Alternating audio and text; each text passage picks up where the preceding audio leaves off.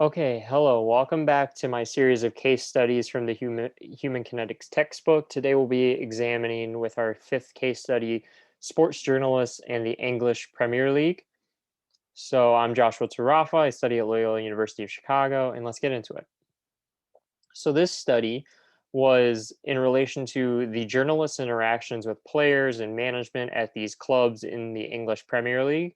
So the study was conducted as a longitudinal study, which means it was conducted over the course of a few years to ensure accuracy of the qualitative responses. And it was an in-depth research study that was conducted from '08 till 2010. The interviews were with 16 UK journalists from a wide range of papers, from tabloids to broadsheets. These journalists, all 16 of them, had extensively covered the Premier League since its inception in 1992. And also, some of them and most of them had covered the league before it was the Premier League and before a lot of these changes that I'm about to discuss had been implemented. So, in the study, their findings and all of their quantitative discussions with these journalists revealed that one of the biggest concerns of journalists about the clubs is that there's seemingly unlimited amounts of money coming in and out of the league.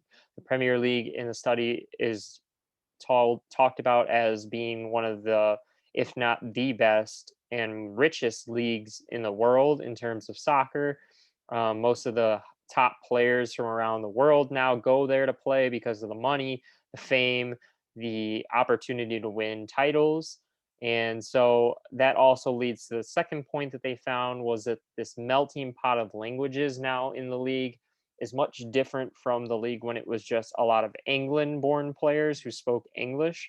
And so the journalists now have to have conversations with players from Argentina and Italy and a wider range of countries that, and these players might not be coming in with knowledge of fluent English. So they get a more cut and dry response from the manager if there's no interpreter around. And oftentimes there isn't, according to these journalists, because the team in general is now limiting access to the players. And this is across the league, not just one team. They're limiting access to their players, and only certain circumstances are the media allowed to talk to the players. And they choose to just break news and their announcements about signings and new jerseys and stuff like that on their social media and their websites so they can control the content. So there's a lack of trust that's being established between the media and the Premier League teams.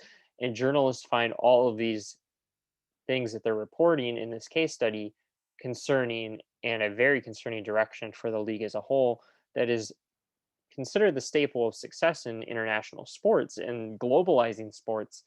But there's these flaws that journalists are pointing out. So now let's get into some of the questions that were posed at the end of this case study so I can break down a little bit more about this topic. So one of the questions is journalists are frustrated by the lack of access granted from clubs, and what arguments do you think clubs would make to keep these restrictions in place?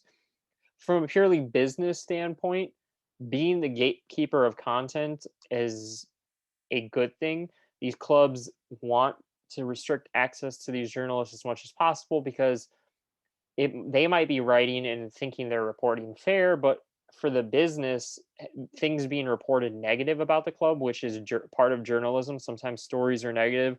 Sometimes the truth about players and what they do in their private lives are not good for the public. Well, once they know, it's good for the public to know, but it's not good for the club's reputation as a brand. So, from a business perspective, this is why these clubs are restricting access to journalists.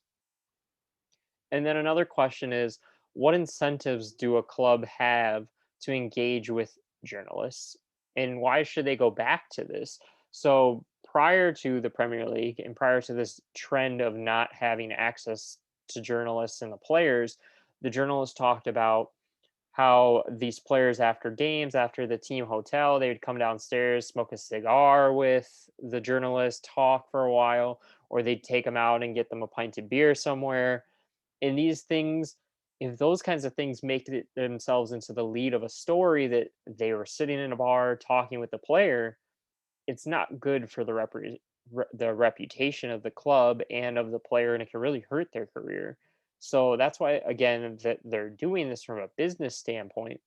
However, from a public relations standpoint, you can use your earned media channels all you want, but more credible information is going to come from a third party source like a journalist and the media. So if you want your fans and your publics to believe everything you say, that's just not going to happen. They're going to have more credibility with somebody who's not biased.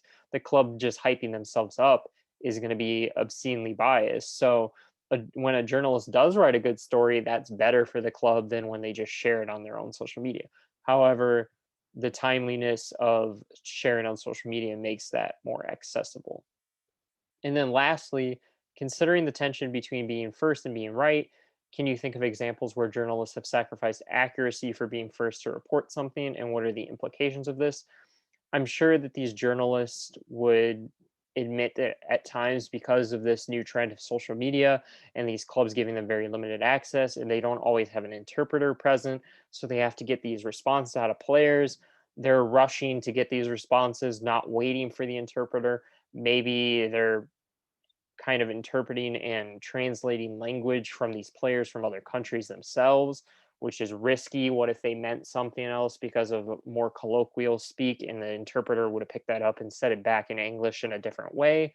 So these are things that these journalists should consider before they publish their stories. And the implications are that they can end up falsely committing acts against these players and slandering their names and the clubs, and being right is more important than being first to report these stories, even though the pressure on these newspapers and on these journalists would suggest otherwise.